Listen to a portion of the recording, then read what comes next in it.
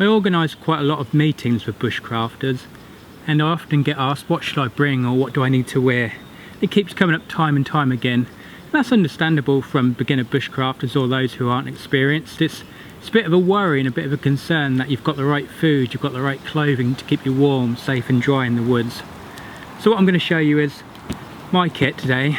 So this will give you an idea of what you can bring to the woods. What I find with kit is it's very personal. Everyone has their own tastes, their own preferences, and over the years I've got kit, tried it out, changed it, moved on, moved to different things, and it's a constant work in progress basically. So it'll never really get to one point and then that's it, that's all you need, and that'll be the end of the kit. Different kit for different circumstances. The one thing that I would emphasize is don't confuse kit for craft.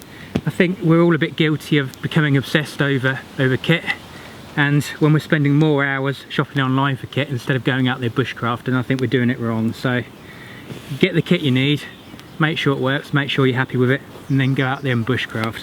Don't get too hung up on kit. So let's have a look what we've got. It's called a Bergen and it's 45 litres, Carrymore Sabre 45 if I remember rightly. And it's got side pockets as well. You can find these online. There's cheaper versions out there. What I'd say it's near indestructible. It's really tough, really hard wearing and rugged. The downsides are I wouldn't say it's a particularly comfortable Bergen. On long hikes with a fair amount of weight in there, the shoulder straps will dig in. What I've found is that if you go to the outdoor stores and they've got hiking bags, the shoulder pads are a lot comfier and it's a lot nicer fit, but the material is a lot thinner and finer, so if you're carrying like bushcraft equipment it'll tend to tear through it pretty quickly. So let's have a look what we've got. In the top pocket I've got first aid kit. Always carry a first aid kit. You never know when you need it and it's better to have it than not. Perhaps I'll go through what's inside there another time. I'll just go through it briefly. Insect repellent, antihistamines, bite reducing stuff, hydrocortisone cream to reduce bites and stings, a few plasters, bandages for bleeding, a mirror and some tweezers for if you've got thorns and things like that. What I would recommend is going on a first aid course. These aren't much use if you don't know how to use them, or if you've got some really bad information out there. Go on a first aid course, maybe a 1-day one or ideally a 3-day one. First Aid at Work is a brilliant course. It gives you a pretty good idea of what you need. There's other outdoor courses out there as well, but have a first aid kit and go out there, and then once you've had a course you'll know exactly how to fill this. I've had this for years and it wasn't until I went on a first aid course that I changed quite a lot of this and made it more relevant to me.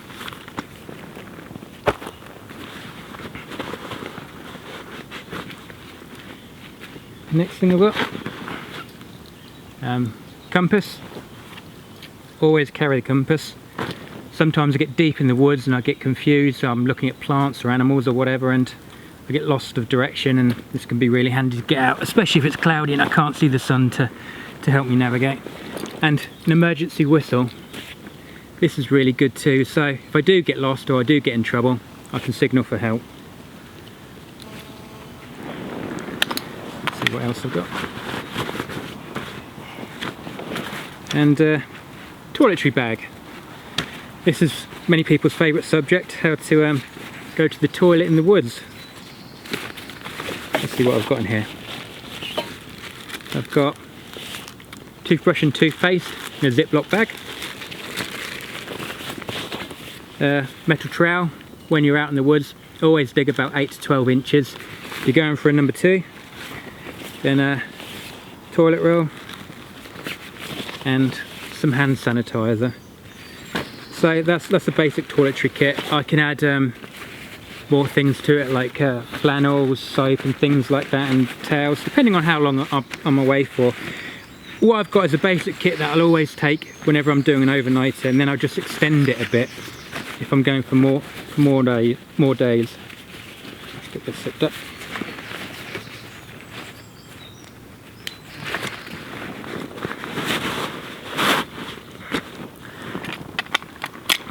these back in.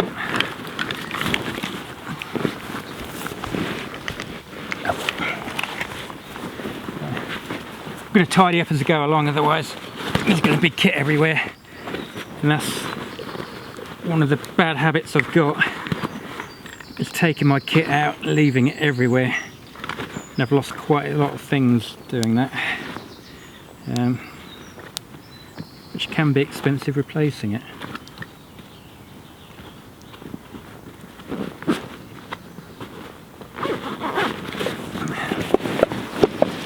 Trim up the fire a bit.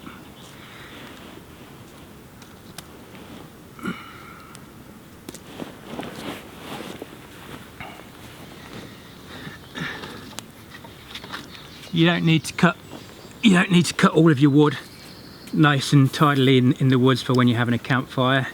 Yeah, it does look pretty, but I've spent a lot of time cutting and chopping wood, and I can think of better jobs to do, so just make it functional. Stick this on there.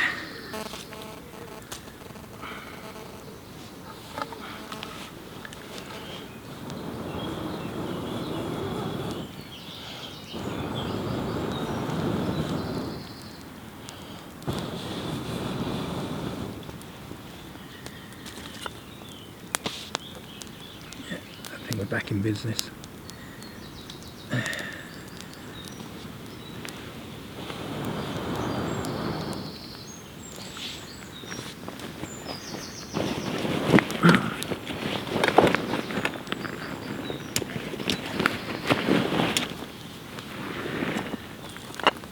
So next, inside the main compartment, we've got a little zip here and a like a mesh pocket.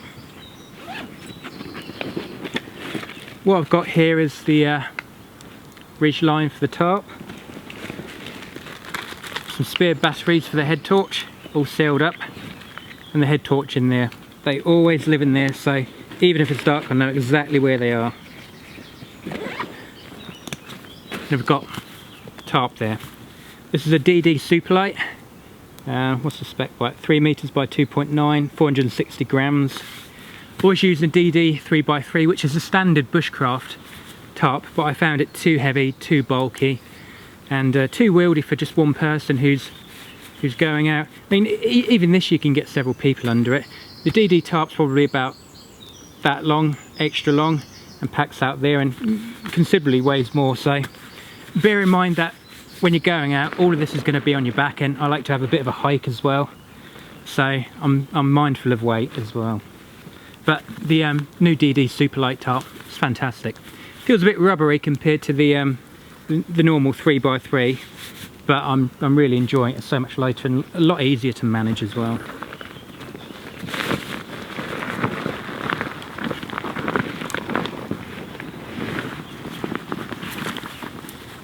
In here, I've got my Thermarest bag. It's like a air mattress, and that's just to protect you from the cold on the ground, basically.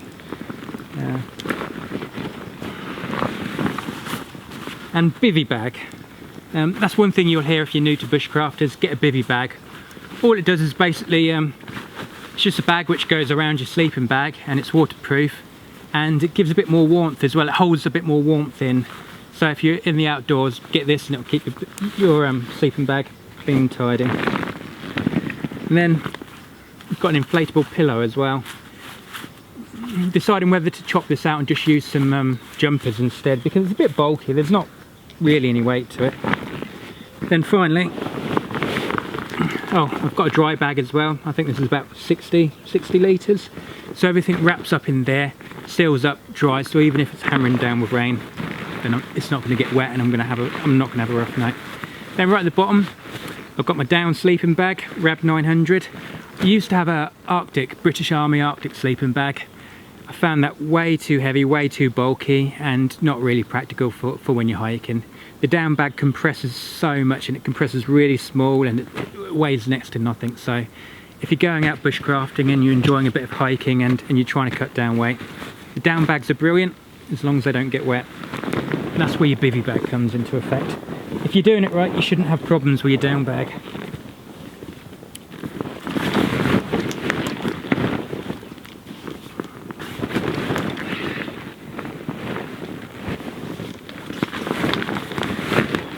goes in there.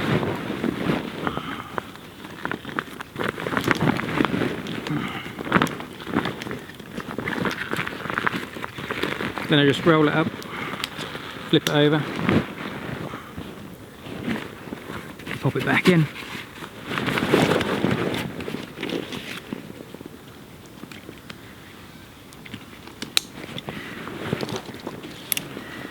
Now what I like to do with the air mattress is have a closed cell mat underneath it, and this is really a worthwhile investment. It really keeps the cold out and keeps you well insulated as well. What I find with the air mattresses are that, yeah, they're comfy, but the cold comes through. So if you have this and an air mattress, you're going to be warm all throughout the year. A lot of people will say it's overkill during the summertime as well. I mean, realistically, I could probably just use this without the air mattress and I'd be absolutely fine. I was camping out last week and I was in the sleeping bag and I was sweating. I was too hot, if anything.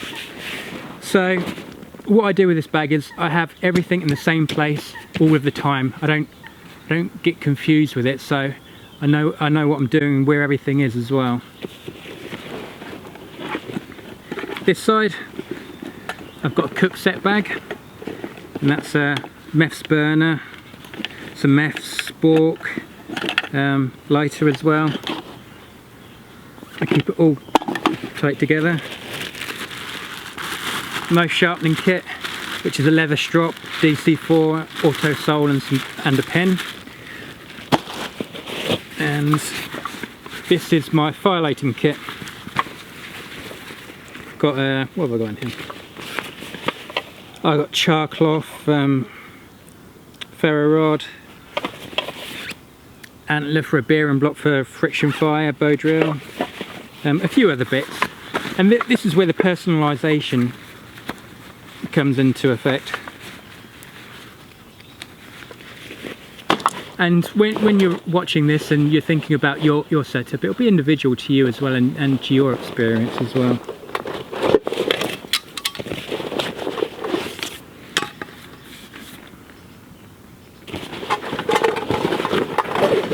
Got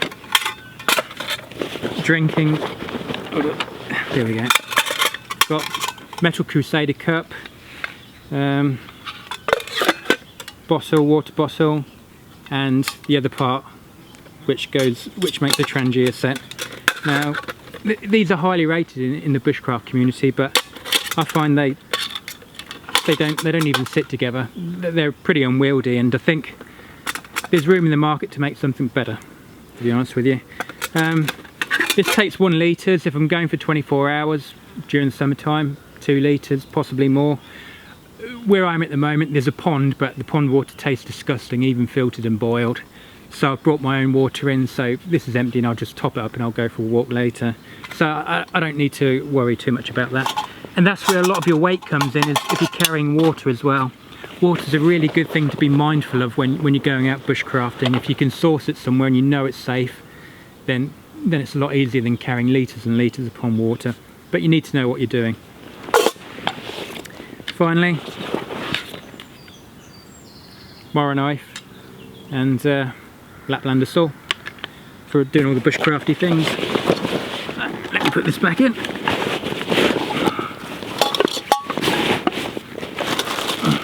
If you've got any questions or any comments, add them below. It's always good to share thoughts and ideas.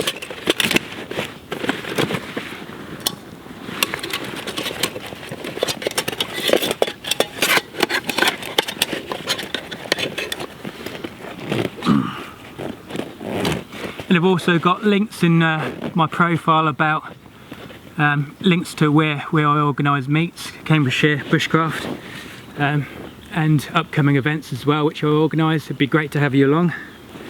In the side pocket, a pair of binoculars for wildlife watching and scouting out plants and other things when I'm going around and looking for resources. Let's have a look at this pocket. This pocket's quite light at the moment.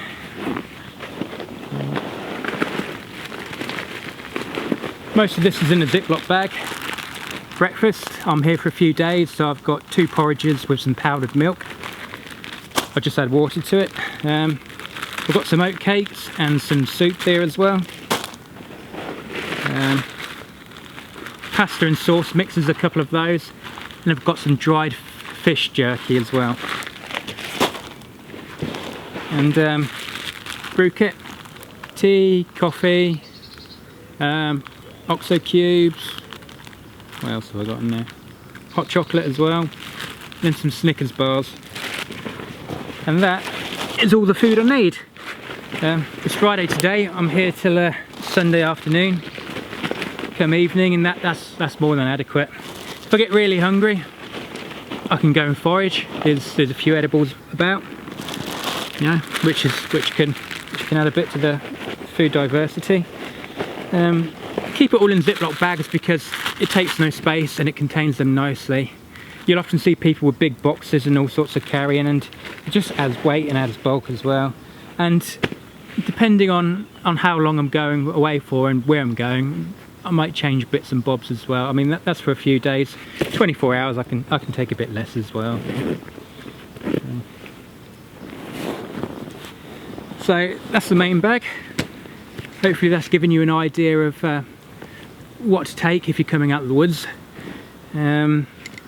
Don't be worried or too concerned that you've got to have everything in here or exactly the same or anything like that. It's personal to you, and you can mix and match, you can do your own thing. This is what works for me over the years I've been doing it and the practice I've had as well. And it's a work in progress, it's not finished, it'll always be changing. But my main focus is on this isn't really important to me. The bushcraft is the learning of the skills in the natural environment.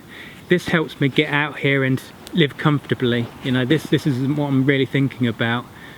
When I go out here, I think about the plants and the animals and everything else that I can learn here. You know, so this just facilitates my comfort while I'm out here, so I don't get obsessed over it. Don't confuse kit for craft. A few extra things I've got for comfort. Some welder's gauntlets to help me manage the fire so I can move it around, push, pull it, so when I'm cooking things, if I'm cooking things in the embers, over the top of it, or cooking underneath it, buried in there and baking things, then the welder's gauntlets help me. These are things I'll take if I'm if I'm out and I'm not too far away from the car, then I'll bring these as well. And I've got a lighter set as well. I've also got an additional bag today, and that's got heavyweight fleece, which is so warm. Strongly recommend it. In terms of layering, I like to have a merino wool base layer followed by several layers of fleeces and outer waterproof shell. So that's long johns, merino wool long johns as well. And here's another fleece too. I've got probably way too much here for early June, but it's always good to be safe than sorry, because I've been caught out before where I've been cold, wet, and I've had the wrong equipment, and it's not fun. And I've got the luxury, I'm not too far away from the car, so I can pack a bit more. Gloves and a hat.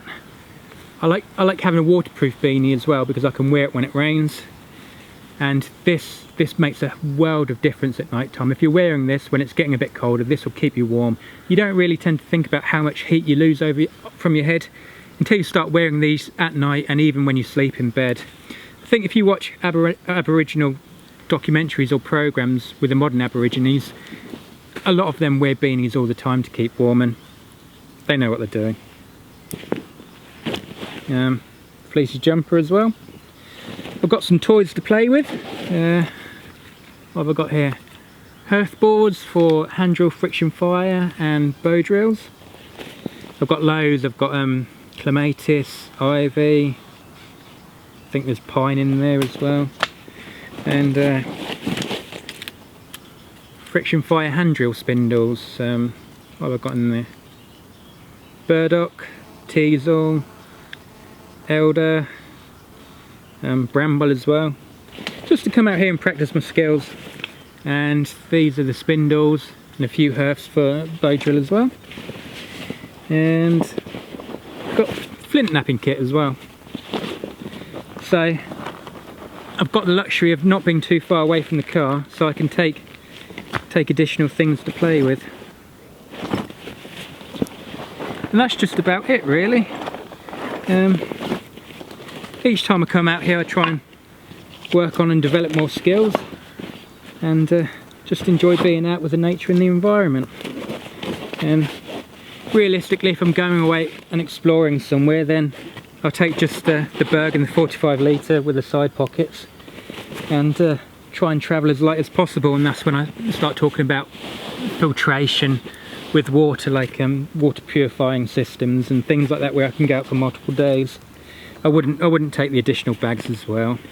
I think we're all guilty of when we start out just loading up this and loading up that, just in case you might need this, you might need that. But once you've done a few miles with that on your back, it's not fun anymore.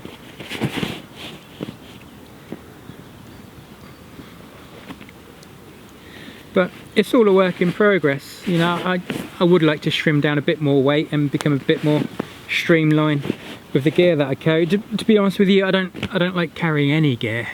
I find it clumsy, I find it heavy, it slows me down, it disturbs the animals, it disturbs the environment.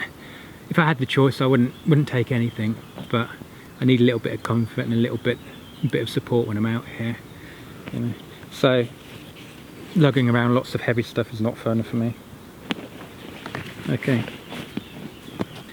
I think that's about it. I think you've seen all my kit now. Hopefully that'll give you an idea of what to bring out. If you're watching this and you're coming out with me shortly, great, I can't wait to see you. Do your own thing. This is designed to give you a rough idea of what I use and what I'm out here, and hopefully you can plan your own journey with it as well. What I would say is collect a little journal book like that and write down your kit requirements a few days or even a week beforehand. Write down everything you intend to take, pack it up, test it and see how heavy it is and see if it weighs right, see if your food fits in there, and then chop and change and see what you do or don't need. And once you've got the list, then as it gets towards your time to go out, write up the list, and then as you pack, tick off everything that you need, and that way you know you've got everything once you go out. That's pretty important, because if you're just playing guesswork every time you go out with bits and bobs that you've grabbed from the drawers or from the garage, then you're going to end up missing things. What I always do every trip I have out is I write a list of kit that I intend to take and tick it off as I pack it. That way I know I've got as much as possible, and it's very rarely now that I forget anything. And it also helps me think a bit more about what I need and whether it's worth bringing or not. And I also check the weather forecast to give me a better idea of what's out there and what's going to be happening over the next few days. So I hope you enjoyed the little video. Hopefully it's giving you a better idea of what to take and what to bring out to the woods. And if you enjoyed it, please comment below. Please subscribe to the channel, it's always appreciated. Any thoughts and ideas, add as well. Okay, thanks for watching.